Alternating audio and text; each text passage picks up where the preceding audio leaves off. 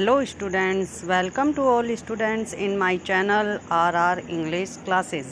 तो स्टूडेंट्स, हमारी जो 12th क्लास के लिए बुक चल रही थी रेनबो, आज हम उसका 9th नंबर का जो चैप्टर है a walk through the fire, उसे पढ़ने जा रहे हैं।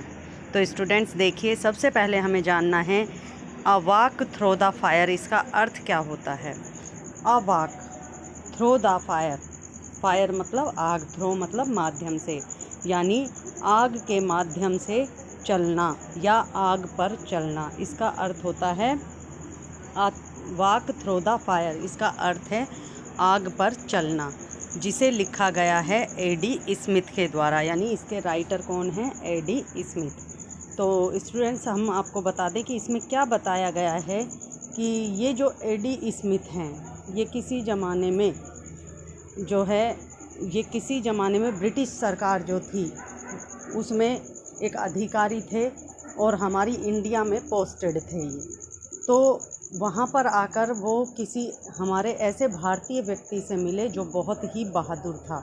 उसने अपनी बहादुरी के इनको अनेक कारनामे दिखाए कि किस प्रकार से वो मेडिटेशन में रहकर अंगारों पर चले, किस प्रकार से उनके ऊपर से एक बहुत ही काफ़ी टन का जो ट्रक है वो निकल गया, किस प्रकार से एक इंडियन ने इनको बहुत ज़्यादा प्रभावित किया। हालांकि ये ब्रिटिश अधिकारी थे, लेकिन फिर भी इन्होंने उस इंडियन की बहुत प्रशंसा की। तो स्टूडेंट्स, हम इस चैप्टर के द्वारा पता लगाएंगे कि किस प्रकार से वो उस इंडियन से मिले, किस प्रकार उन्होंने उसकी सहायता की, किस प्रकार से उसके बारे में इसने बहुत कुछ जाना।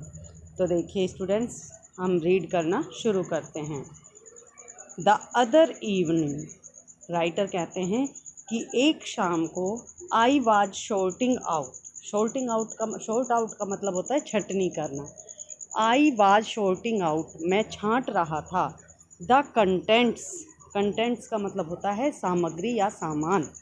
मैं सामान छांट रहा था। ऑफ ए ट्रंक का मतलब संदूक, किसी संदूक में से। इन द लोफ्ट का मतलब होता है जो हम घरों में टांड बनवाते हैं, हर कमरे में या एक दो कमरों में स्टोर के ऊपर जो टांड बनवाते हैं, जहाँ पे हम एक्स्ट्रा सामान रख सकते हैं एज आ स्टोर, तो उसको कहते हैं हम लोफ्ट। तो यहाँ पे जो राइटर हैं वो कहते हैं कि एक शाम की बात है, मैं टांड पर रखे हुए एक संदूक में से सामान छांट रहा था। व्हेन आई कम अक्रॉस, तभी मुझे दिखाई दिया। देखिए यहाँ जो ये कम अक्रॉस है, कम अक्रॉस का मतलब ये एक फ्रेजल वर्ब है यहाँ, जिसका अर्थ होता है मुझे मिला, यानी मैंने देख लिया। When I come across N pair of खाकी ड्रिल, तभी मुझे वहाँ पे मिली। ओल्ड पेयर, एक पुराना जोड़ा, ऑफ खाकी ड्रिल स्लैक्स, खाकी का मतलब होता है जो सिपाहियों की वर्दी होती है उसका रंग खाकी होता है, इसलिए खाकी बताया गया है। ड्रिल यानी होता है व्यायाम, और स्लैक्स यानी होता है पायजामा, यानी मुझे एक खाकी व्यायाम करने वाले पजामे का एक जोड़ा मिला। A souvenir of my army days in India, वास्तव में यह मेरे मतलब भारत में जब मैं सेना में था उस समय का एक मेरी याददाश्त थी, मतलब मेरे लिए एक याददाश्त सामग्री थी। नथिंग अनयूजुअल इन दैट, इसमें कुछ भी असाधारण नहीं था। अनयूजुअल का मतलब होता है असाधारण, इसमें कुछ भी असाधारण नहीं था। आई सपोज, मैं सोचता हूँ, बट लेकिन, this was a rather special pair of army, लेकिन यह वास्तव में एक बहुत ही स्पेशल यानी विशेष जोड़ा था उस समय सेना के लिए। इशू ट्रॉपिकल किट, जिसे दिया जाता था सिपाहियों को या आर्मी को, ट्रॉपिकल किट, एक ट्रॉपिकल किट के रूप में। ट्रॉपिकल किट का मतलब होता है वहाँ के जो जलवायु के अकॉर्डिंग जो गर्म चीज़ दी जाती हैं उसका एक किट होता है, गर्म कपड़े जो दिए जाते हैं उसका किट होता है, उसको कहते हैं ट्रॉपिकल किट। तो इसे आर्मी को उपलब्ध करवाया जाता था। केयरफुली, सावधानी से। प्रिजर्व्ड, जिसे सुरक्षित रखा गया था, इस किट को सावधानी से सुरक्षित रखा गया था। एंड स्टिल, और अभी तक। इन फाइन शेप, ये अच्छी तरह से सही आकृति में था। आफ्टर 20 ईयर्स 20 वर्ष बाद भी, एक्सेप्ट दैट केवल इसके कि the bottoms of the legs कि इस पायजामे के जो टांगों के नीचे वाला हिस्सा था, वर बैडली बर्न वह बुरी तरह से जल गया था। ऑलमोस्ट एज दो विशेष रूप से इस प्रकार से जैसे कि समवन हैड डिलिबरेटरी का मतलब होता है जानबूझकर। ऐसा लग रहा था उस पायजामे को देखकर जैसे कि किसी ने जानबूझकर उस पायजामे को हेल्ड दैम लॉफ्ट उस पायजामे की टांगों के निचले हिस्से को पकड़कर, अलोफ्ट यानी पकड़कर, और ओवर ए फायर उसे आग के ऊपर रखा हो। इन फैक्ट वास्तव में, दैट वाज ऐसा ही था, नियर इनफ करीब करीब, what had happened to them जो कुछ भी उस पायजामे की उन दोनों टांगों के निचले हिस्से के साथ हुआ वह करीब करीब कुछ ऐसा ही था। It was in the early part of 1947 यह 1947 का शुरुआती दौर था। When I found my self जब मैंने अपने आप को पाया, स्टेशन्ड खड़े हुए, एट आ सैपर कैंप का मतलब होता है इंजीनियरिंग शिविर, एक इंजीनियरिंग शिविर में खड़ा पाया, एट ए स्मॉल प्लेस एक छोटा सा स्थान, कॉल्ड बेगमपेट जिसे बेगमपेट के नाम से जाना जाता था, इन हैदराबाद स्टेट यह हैदराबाद राज्य में पड़ता था। एंड वन इवनिंग और एक शाम को, I was driving back to the camp मैं वापस अपने शिविर में लौट रहा था, after a visit to the nearby town पास ही के एक कस्बे में घूमकर मैं वापस अपने शिविर में लौट रहा था, ऑफ सिकंदराबाद यानी सिकंदराबाद पास में ही एक कस्बा पड़ता था, वहाँ से ये वापस घूमकर अपने शिविर में लौट रहे थे।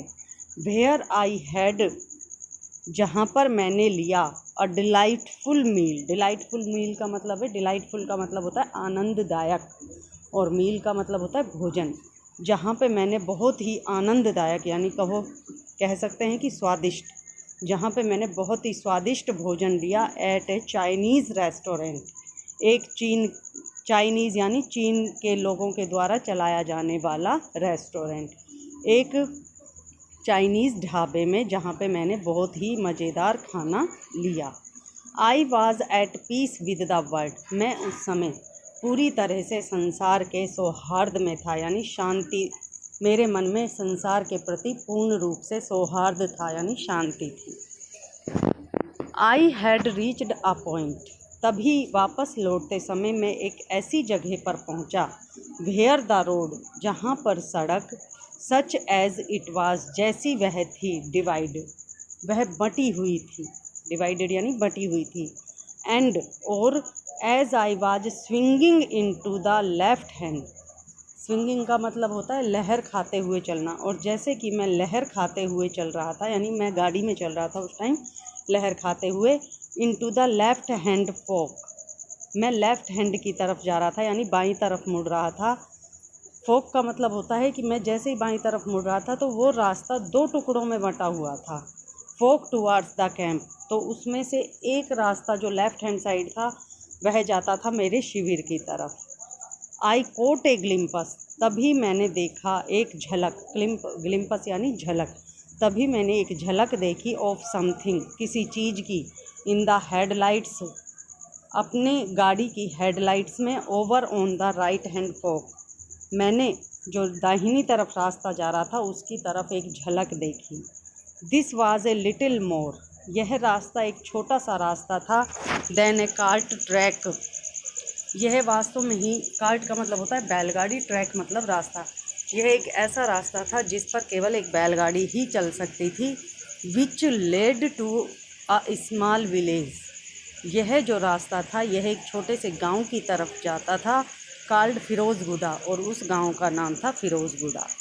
आई स्टॉप्ड द ट्रक मैंने अपना ट्रक वहां रोका, एंड रिवर्स्ड इट बैक और उसे फिर वापस धकेला, पीछे की तरफ धकेला, एलोंग द रोड उस सड़क के किनारे किनारे, अनटिल जब तक the headlights shone across to, जब तक कि मेरी जो गाड़ी की हेडलाइट्स थी उन्होंने मुझे दिखा नहीं दिया, to where something had first attracted my attention, कि आखिर सबसे पहली चीज़ ने मुझे आकर्षित क्यों किया और कहाँ से किया।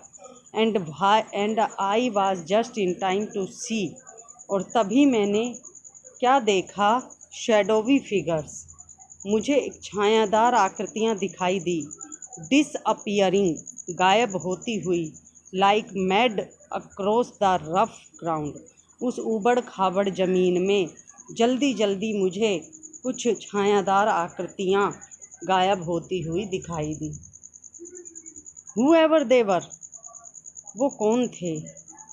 They were obviously, वे स्पष्ट रूप से, obviously यानी स्पष्ट रूप से, they were obviously intent of putting as much distance between themselves, निश्चित रूप से वो स्पष्ट रूप से मेरे से काफ़ी दूरी बना रहे थे, themselves and me, उनके बीच में और मेरे बीच में काफ़ी दूरी बना रहे थे, as they could in the shortest time, कम से कम समय में वो जितनी दूरी बना सकते थे वो बना रहे थे। So I let them get on with it, इसलिए मैं भी उनके साथ साथ चलने लगा, because क्योंकि I could now,